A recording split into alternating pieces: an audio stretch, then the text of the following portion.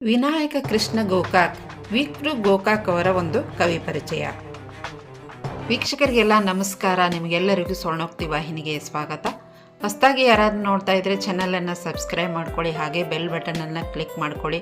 ಹಾಗೆ ನಾನು ಕಳಿಸಿರುವಂಥ ವಿಡಿಯೋಗಳಿಗೆ ಲೈಕ್ ಮಾಡಿ, ಕಮೆಂಟ್ ಮಾಡಿ, ಶೇರ್ ಮಾಡಿ ಅಂತ ಹೇಳ್ತಾ ಇವತ್ತಿನ ವಿಡಿಯೋ ಶುರು ಮಾಡೋಣ. ಕನ್ನಡದಲ್ಲಿ ಮಹಾಕಾವ್ಯಗಳ ರಚನೆ ಮುಗಿಯಿತೇನೋ ಎನ್ನುವ ಸಂದರ್ಭದಲ್ಲಿ ಮಹಾಕಾವ್ಯವನ್ನು ರಚಿಸಿದ ಕವಿ ವಿನಾಯಕರು. ವಿನಾಯಕ ಇದು ವಿಕ್ರು ಗೋಕಾಕ್ ಅವರ ಕಾವ್ಯನಾಮ. ಕವಿ ನಡೆದು ಬಂದ ದಾರಿ ವಿಸ್ಮಯ ಹುಟ್ಟಿಸುವಂತಹದ್ದು. ಗೋಕಾಕರು 1904 ಆಗಸ್ಟ್ 10ರಂದು ಧಾರವಾಡ ಜಿಲ್ಲೆಯ ಸವಣೂರಿನಲ್ಲಿ ಹುಟ್ಟಿದರು. ತಂದೆ ಕೃಷ್ಣರಾವ್, ತಾಯಿ ಸುಂದರಾಬಾಯಿ. ಬಾಲ್ಯದ ವಿದ್ಯಾಭ್ಯಾಸ ಸವಣೂರಿನಲ್ಲಿ ಆಯಿತು.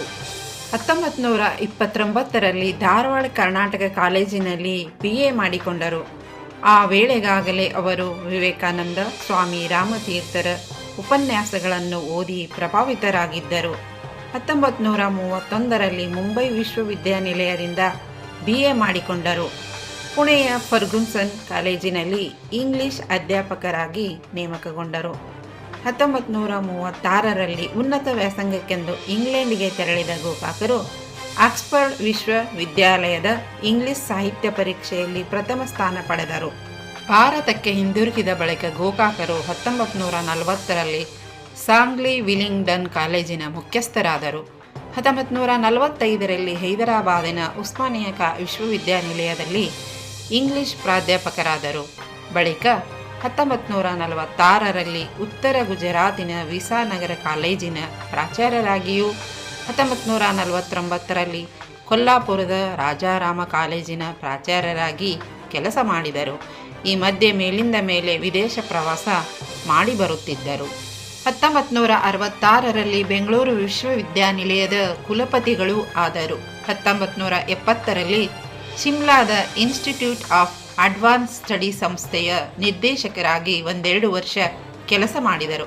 1997ರಲ್ಲಿ ಗೋಕಾಕರು ಪ್ರತಿಷ್ಠಿತ ಭಾರತೀಯ ಜ್ಞಾನಪೀಠ ಪ್ರಶಸ್ತಿ ಆಯ್ಕೆ ಮಂಡಳಿ ಅಧ್ಯಕ್ಷರಾದರು. 1983ರಲ್ಲಿ ಕೇಂದ್ರ ಸಾಹಿತ್ಯ ಅಕಾಡೆಮಿ ಅಧ್ಯಕ್ಷರಾದರು. ಧಾರವಾಡದಲ್ಲಿ ಓದುತ್ತಿದ್ದಾಗಲೇ ಅಲ್ಲಿ ಗೋಕಾಕರಿಗೆ ದ.ರಾ. ಬೇಂದ್ರೆ, ರಂಶ್ರೀ ಮುರಳಿ ಇಂಥವರ ಪರಿಚಯವಾಗಿ ಗೆಳೆಯರ ಗುಂಪಿನಲ್ಲಿ ತಾಮೂ ಒಬ್ಬರಾದರು. ಆಗ ಇವರು ಇಂಗ್ಲಿಷ್ ಬಿಟ್ಟು ಕನ್ನಡ ಸಾಹಿತ್ಯದಲ್ಲಿ ಕೃಷಿ ಮಾಡತೊಡಗಿದರು. ಕರ್ನಾಟಕ ಸರ್ಕಾರದ ಕೋರಿಕೆಯಂತೆ ಭಾಷಾ ಸಮಿತಿಯ ಅಧ್ಯಕ್ಷರಾಗಿ ಗೋಕಾಕರು ಒಂದು ವರದಿ ಸಲ್ಲಿಸಿದರು. ಅದು ಗೋಕಾಕ್ ವರದಿ ಎಂದೇ ಪ್ರಸಿದ್ಧವಾಯಿತು. ಅದು ಕನ್ನಡಕ್ಕೆ ಅಗ್ರಸ್ಥಾನ ಕಲ್ಪಿಸಿತು.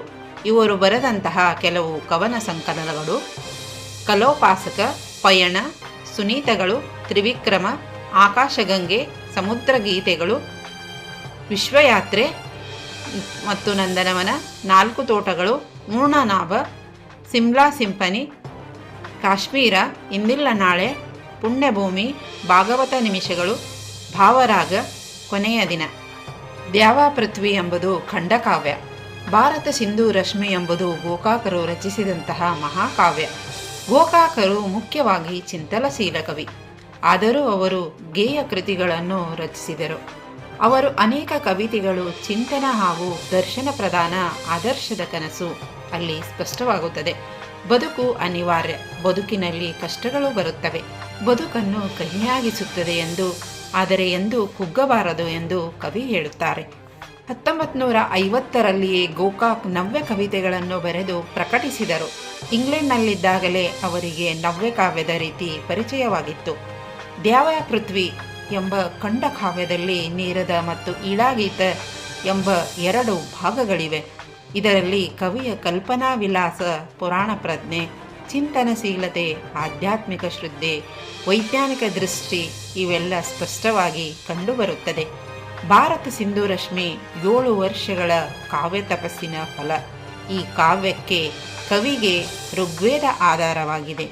12 ಕಾಂಡಗಳನ್ನು ಒಳಗೊಂಡಿರುವ 36,000 ಪಂಕ್ತಿಗಳುಳ್ಳ ಬೃಹತ್ ಕಾವ್ಯ.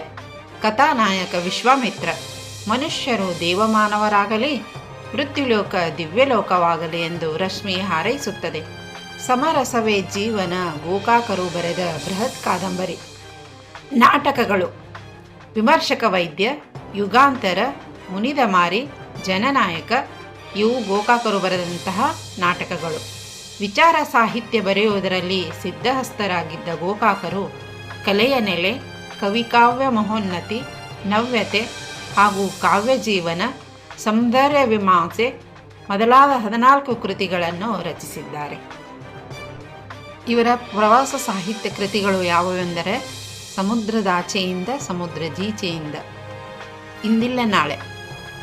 ವಿ.ಕೃ. ಗೋಕಾಕರು ಭಾರತದ ಒಬ್ಬ ಪ್ರತಿಭಾವಂತ ಲೇಖಕರು. ಅವರು ಕನ್ನಡದಲ್ಲಿ ಬರೆದಂತೆ ಇಂಗ್ಲಿಷ್ನಲ್ಲಿಯೂ ಬರೆದರು. The song of life in life's temple ಇವು ಕವನ ಸಂಕಲನಗಳು. ಭಾರತೀಯತ್ವ ಅವರ ಕವಿತೆಯಲ್ಲಿ ಎದ್ದು ಕಾಣುತ್ತದೆ. The golden treasury of Indo Anglian poetry ಎಂಬ ಒಂದು ಕವನ ಸಂಕಲನ ಇವರ ಸಂಪಾದಕತ್ವದಲ್ಲಿ 1970ರಲ್ಲಿ ಪ್ರಕಟವಾಗಿದೆ. ಬೇಂದ್ರೆ ಕುರಿತು ಇಂಗ್ಲಿಷ್ನಲ್ಲಿ ಇವರ ಒಂದು ಕೃತಿ ಪ್ರಕಟವಾಗಿದೆ. ಸಾಹಿತ್ಯದ ವಿವಿಧ ಪ್ರಕಾರಗಳಲ್ಲಿ ದುಡಿದು ಗೋಕಾಕರು ವಿಶ್ವಮಾನವ ದೃಷ್ಟಿಯನ್ನು ಬೆಳೆಸಿಕೊಂಡರು.